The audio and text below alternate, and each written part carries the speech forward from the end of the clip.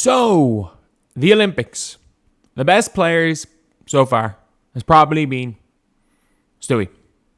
Second best player has been a debate. And ironically enough, I think it's between like an Asia and, even though I know Satu had 33 yesterday, if you're asking me who's been the next best player in the Olympics, it's her. It's been Emma Meesseman. Or however you pronounce her name. Apparently, Julie Van Loo is pronounced Julie Van Loa. I need to find that video. Someone said in my comment section. I do need to find that video. And once I can find that, we won't be pronouncing Julie Van Loo anymore. Once it can be proven.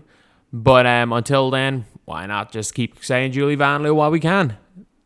But before we get on to it, thank you guys for 25.6k. If we can hit 25.65k by the end of the day, that'd be insane. I found a room in this house where it's slightly cooler. It's cool enough where you might be able to hear a bit of a fan, but it's also cool enough where I can record videos. I'm still sweating a bit, but I'm not like sweating buckets. So I'm currently, again, in Alicante with no air conditioning. So I don't think there's going to be, you wouldn't find any other YouTubers making all these breakdown videos in the heat that I'm currently in right now. But Emma Meesseman is unbelievable. Like you saw yesterday. She had 24 against the US, going up against, again, Stewie and Asia. She's a 6'4" power forward. She's averaging 24 and a half a game. Averaging 24, 3 and 4. And all in all, her game is super. Like, again, not shooting the best from three, but she can shoot the three ball. You can see she's attempting them. She's hit a couple of shots with her foot on the line, which is annoying. One of those players that she was hitting shots with foot on the line at a high percentage, but if her foot's not on the line, if she's an inch back, she seems to be missing the shots. But it's just her all-around game is scary good. And it's one of those games that ages well.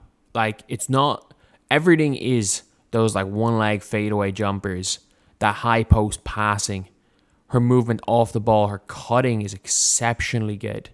Her IQ level is like off the damn charts. Her IQ level is off the charts. She's so impressive as a player. She's so impressive as a player. And I think every team in the WNBA should be after her. I don't know what her situation is free agency-wise, because I know Gabby Williams can come back. He might be the Connecticut Sun that are looking for Gabby Williams from France, who is brilliant.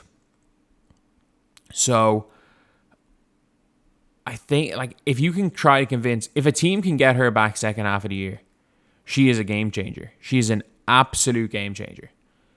She is somebody that will be able to carry you. Say not carry you. She will be a floor raiser on any team. Like, if she's signed by, I'm trying to think teams in the W right now that could potentially sign her as an unrestricted free agent for the second half of the year. If someone like the Liberty can sign her, just give them the championship already. Imagine a starting lineup of Sabrina, Lainey Hamilton, Stewie, Meesseman, and Jonquil Jones. Game over. If the Aces sign her, it's game over, because you put her in at the 4 and you move Stokes to the bench, and that is a starting 5 of all WNBA players. And you've got Chelsea Gray, who you don't need her to do anything. To be fair, she can't really do anything, but you don't need her to do anything. You can just need her to just go around and pass the ball. Then, if she's signed by the Sun, she might come off the bench for the Sun, honestly. She probably will come off the bench. Yeah. With the Lynx, playing her at the 4, moving Fee Collier down to the 3 could work. Yeah, it'd be pretty good. And obviously, the Indiana Fever, if you can replace Nalissa Smith with Emma Meesseman, you become like not high contenders. You go into that Seattle Storm conversation. The Storm, if you replace, you probably wouldn't start her over Jordan Horsting. She's their best defender. But like, if she goes to someone like the Liberty, again, I'm not sure she'll go to the WNBA, but if somehow someone like the Liberty can sign her, it's game over. It's game over. Just give them the championship. She's a top 10 player in the world. And the problem is, again, she is that power forward position where all the best players in the world play. But I'm just watching her play, and I'm like, the little things that she can do on the floor, she does the little things better than nearly anyone else. And if you're asking me what way I rank power forward, it's obviously Stewie and Age at number 1. Number 1, 2. I think you're almost certainly going to have Age at 1, but if you have Stewie 1, it's not the craziest thing in the world. Stewie's exceptional. So you've got a really, really good player in Breanna Steward, really good player in Age Wilson. Both of them, Age can play the 5, Stewie can play the 3. So you can play 1 through 5, to be honest. And then you've also got, your Nekawumukes, Alyssa Thomas, those 2 players, and Fee Collier. But again, Fee Collier can move down to the 3, and I think she's in that conversation. She's in that conversation. Like, you don't win 2 EuroLeague MVPs in a row. You don't be arguably Fenerbahce's best player when in 2023 they had Stewie, and in 2024 they have Collier and Kayla McBride and Satu. You've got 2 all WNBA first team level players in Fee Collier and Satu, and your best player is Emma Meesseman. So yeah, it is like you don't just get those accolades by a fluke. Like, you don't just fluke those accolades. But yeah, she is the player that if you are a WNBA team, you need to be trying to convince to play. You need to be trying to convince her to play this season, because she's someone that can raise the floor of a fringe playoff team.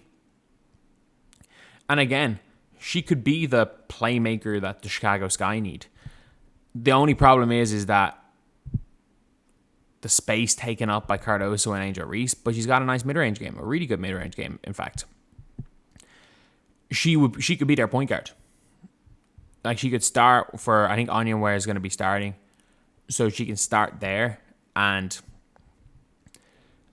heck, you can play like Kennedy Carter, take the ball up and run your offense. A good coach could run their offense through like a point forward Emma Meesseman if you're the Chicago Sky. Like, she literally turns bad teams, or not borderline playoff teams, into borderline contenders.